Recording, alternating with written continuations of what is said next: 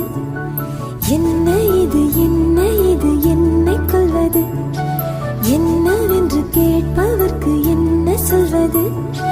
புதிதாக